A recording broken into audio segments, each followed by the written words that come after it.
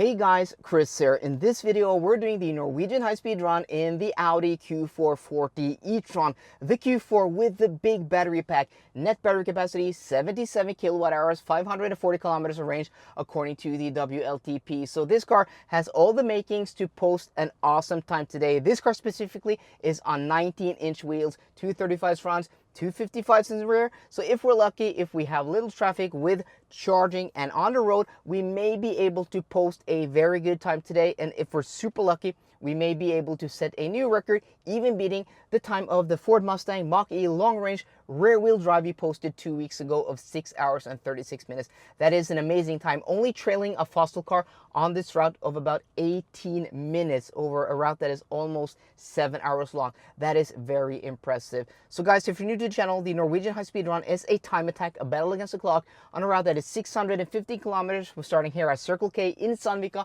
We're going south to Kristiansand and then back again. And as I said, the point of the test is to complete the route as quickly as possible, because what we're testing is an EV's range, its charging, and also its efficiency. Cars that do those three things the best will post also amazing times. And guys, if you're new to the channel, I'm Kris. Thank you so much for stopping by. I have this channel dedicated to testing EVs. I do range tests, charging tests, efficiency tests. I drive EVs down to 0% to see just how far you can go on a full battery of charge. So if these are the types of videos you guys like, please be sure to drop a like on this video down below. That is much appreciated. So thank you very much. And also hit that subscribe button and sound that notification bell so you don't miss out on any of the cool videos I have in the upcoming weeks. And lastly, guys, I'm gonna plug my Instagram because I never do that. Follow me on Instagram down below. You'll get, a preview of the cars I'm testing that week or next week, because I usually post them on Instagram before I post them on YouTube. So if you want to be up to date with the cars I'm testing before you see them on YouTube, follow me down below on Instagram. So guys, today's conditions pretty nice, 19-20 degrees Celsius outside now. We should hit like 20-22 degrees later on in the day, and also pretty calm conditions. Winds, crosswinds about 1 to 2 meters per second. So yeah, we're just charging to 100% here, and then we will be on our way.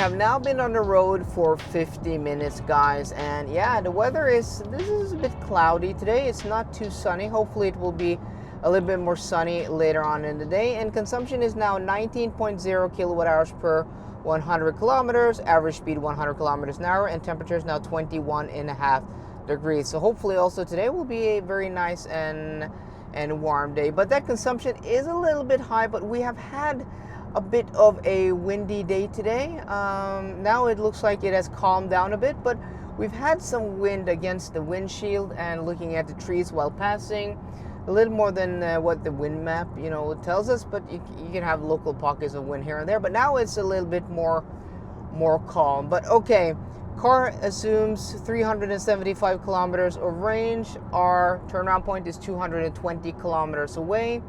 And these GPSs, navigation systems in these Audis, are very accurate when putting the destination into the GPS, because they consider, weather, elevation, also, your speed or speed limits on the roads.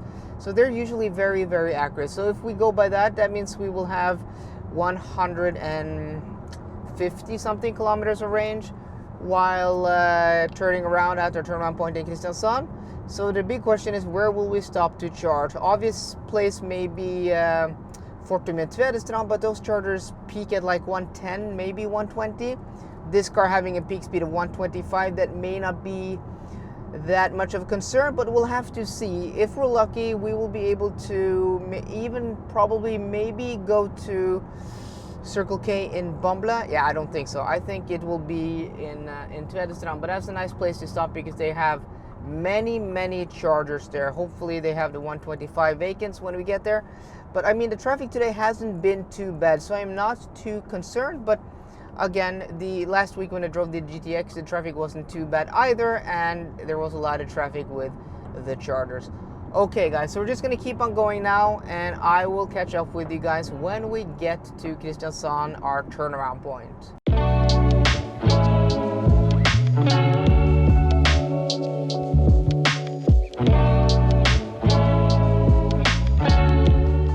Welcome to downtown Kristiansand, guys. We are now at our turnaround point, or the train station right here on the right side. And yeah, the weather is pretty nice here. The past hour we have had clear blue skies. Yeah, it's nice to be back in Kristiansand.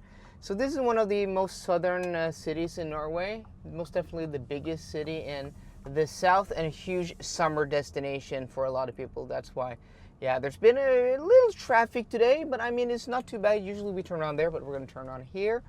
Not too bad, guys, because the traffic has been quite fast moving. Or can we go around this way? Yeah, we can go around this way. Oh, but we can't exit there. Okay. So maybe we should just go in here instead. I'm wasting valuable time here, guys. Okay, so let's take a look at our... oh, I hit the button here. Let's take a look at our consumption. And what's nice about the Q4 is that all the information is in the digital cluster there. So 17.7 kilowatt hours per 100 kilometers.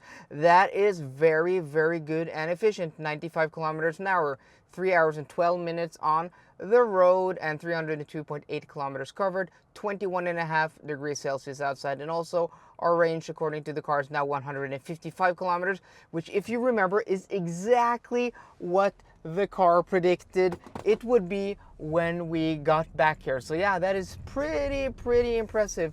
And yeah, the intersection now, after like half a year being like with blinking lights, it's now working. So what I'm going to do is that I'm going to actually, while we're standing here, just to be fair, I'm going to stop the timer, because we could be lucky, we could be unlucky.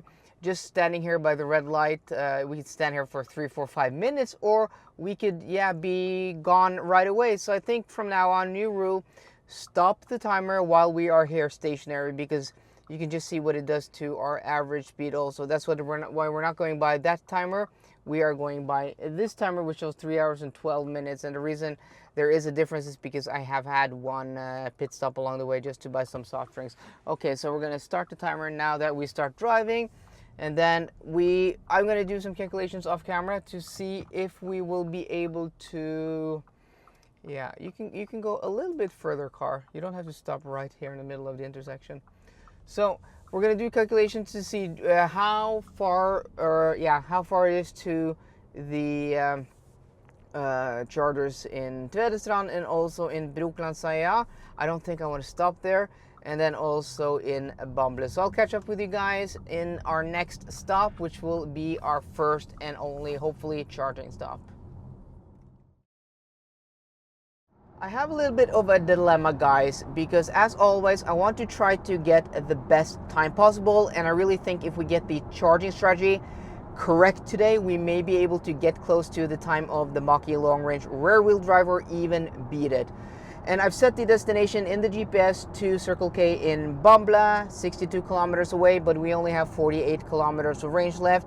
And we just get a prompt or a message on the screen that we have a low range. We get that below 50 kilometers. And there is a buffer below 0%, but I don't think it is just enough to go 13 kilometers, yeah, past zero.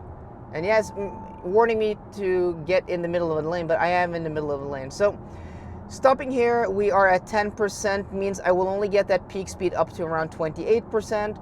And also, if I go further to Brokelandsheia, those chargers are occupied. I've checked the app. So yeah, guys, I do think I just have to make a decision here. And unfortunately, I'm not taking the chance that I can go 13 kilometers past 0%. I just don't think we can do that today. Even though the motorway ends up here and we have, you know, slower speeds, we do have the fastest section of 2-lane roads with 90 kilometer an hour speed limit. So I think we just have to, yeah, we have to stop here. So if we went to Bamble, we could go to like 40%. But now I do have to do some calculations off camera, but I think 45, maybe 45%. And here also they have hopefully more chargers vacant, because I've been checking these apps to just check, you know, where they have vacant chargers. And you can see, yeah, there are a lot of people out charging today, a lot of people, you know, doing trips. And yeah, I do think they have a 150 charger over here. Yeah, we'll do a 150 charger here. So we'll just back into this, And we have, you know, the charger port on the rear side here and back up here. And hopefully we should get close to that, you know, that peak speed. I'm just gonna go a little bit forward. And okay, so let's go ahead and put into park.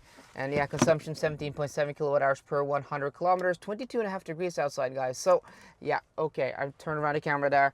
And then let's go ahead, I have to find my RFID chip there. We don't have to waste time doing this. And let's hopefully, we will get that peak speed. We are at, this is the 150.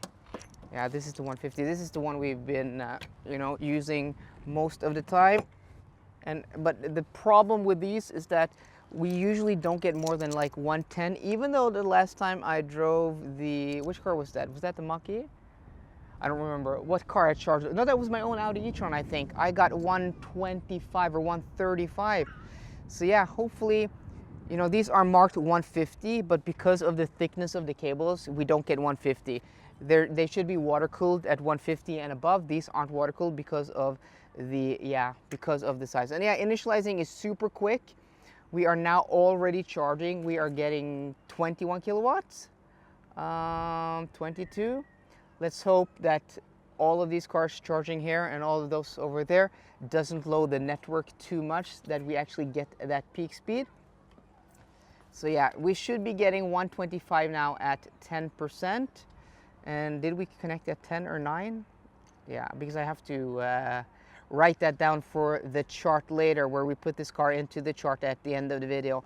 And guys, if you haven't seen, you know, my Norwegian high-speed runs before, this is the big test I do, where I put all of these cars into a chart at the end with all of the data. So you can compare the cars, but just be aware that, you know, the differences in weather and temperature really dictate, you know, how you can compare the cars. It won't be a one-to-one comparison like comparing these summer runs with winter runs, because you just can't compare summer runs with winter runs. Okay, 107 kilowatts. I mean, that is not ideal, that is not optimal, though it's still okay, but that is probably because we have a few cars here charging. Will we get a little bit more? I'm a bit disappointed. You know, this will affect our time. And this will probably be one of the reasons we probably won't set a new record today, because when we went with the Mach-E, we actually went all the way to Circle K in Bamble, and I was really hoping that we would be able to do that, but yeah, not today, guys, not today. Okay, so 108. Okay, so what I'm going to do now is that I'm going to have to calculate off camera just how, yeah, we're focused, just how many percent we're going to have to go to. But at least, you know, the weather is beautiful today. The temperature is nice, like 22 or 23 degrees outside now. And yeah, and guys, I must say, I really do like the color of this Q4 E-Tron. I think this is the Geyser blue.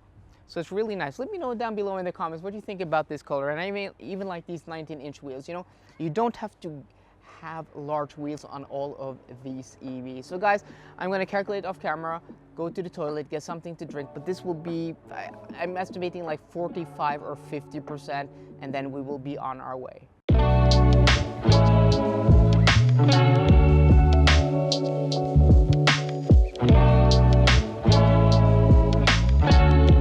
Welcome back to our starting point here at Circle K in Sandvika, and we arrived here with 0% battery and 0 kilometers of range left. But the car the whole way was indicating that we would have enough juice to get here, and we just went down to 0% and 0 kilometers just around the corner here. And I've driven these MEB platform cars so many times down to 0%. I'm confident driving this down to 0% that I can go a few extra kilometers. I wouldn't recommend it because, you know, your conditions where you drive may be different, but where I've driven and under these conditions I've driven, I've been able to go just a little bit past 0%. And consumption today, guys, 18.2 kilowatt hours per 100 kilometers. That is quite good, though the conditions today were basically almost perfect, between 18, 19 degrees and 24 degrees Celsius.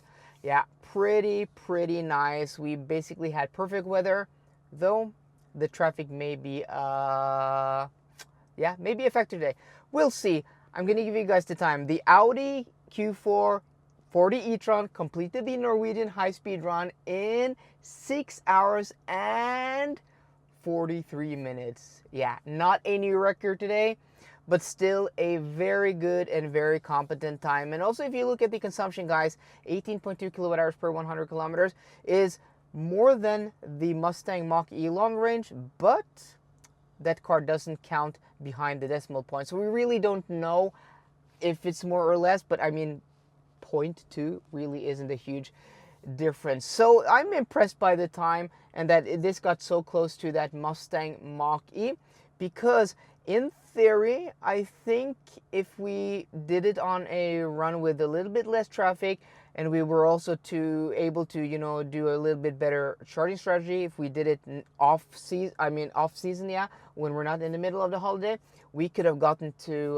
Mer in Brokelandsheia, and we could have probably charged the same time or maybe a little bit quicker than that Mustang Mach-E. So in reality, this and the Mach-E are, I mean, they're so close that it's like the way the wind is blowing that day will really dictate the differences in these two cars. I mean, they're within a few minutes, and that is so impressive. And being able to do this route, 615 kilometers, in less than 6 hours and 45 minutes or 6 hours and 50 minutes, I mean, it's as good as in a fossil car. Because if you did a fossil car without stopping, it would be like 6 hours and 18 or 6 hours and 20 minutes. So being able to do this like less than 20 minutes or less than 30 minutes longer than in a fossil car, which is really realistically the break you would take on a long trip like that. I would at least take one break like that, or 2 or 3 breaks that would, you know, amount up to that time. So I mean, there really isn't any difference, and being able to do this in less than 6 hours 45, 6 hours 50 is as good as it gets. So guys, I'm impressed by this car. Even though it doesn't have the biggest battery, as big as in the Mustang Mach-E, yeah, it's almost as good. So guys, let me know what you think down below in the comments. So guys, I hope you enjoyed today's video. If you did, please drop me a thumbs up down below. And for more car content, as always guys, please subscribe. See you guys later and goodbye. Cloudless skies in the midday sun.